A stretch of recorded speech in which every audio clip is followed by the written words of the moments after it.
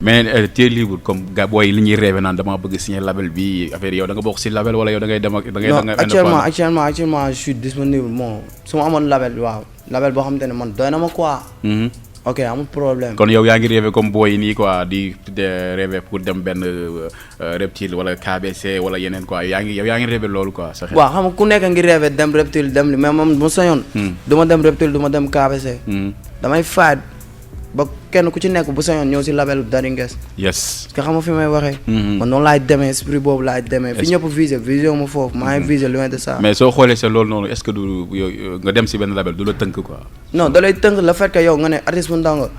nga dem benn label boo xamante ne genre artiste yu mag yi fa lañ buujoo.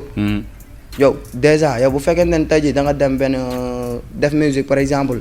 One Lyrical dina génne authentique dina génne keneen dina génne ba ñëpp génne ngay door a génne. léegi loolu kala woon sa ruq di génne say sound par benn gënu. yàlla mën na def sax nga dal ci benn concert nii xam nga wala benn compétition. soit nga jël ko. après da nga am benn départ bu baax. yes waaw man noonu laay demee donc juste kon sa frère Daabu Lem noo gisee moom duggam biir KBC quoi. ah affaire de yëg-yëg la ah affaire de yëg-yëg la Daabu Lem moom bu nga neexee dem KBC.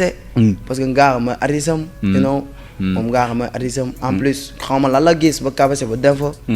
mais man sama propre boobu laa man. Nguess du dem ci benn label bu mag. dëgg yàlla man ma sañoon damay liggéey ba gars yi naan waaw. sama label Daywaar musique laa koy tuddee. di rappelé gars yi kooku mooy Daddy Nguess mu nekk tey sama invité.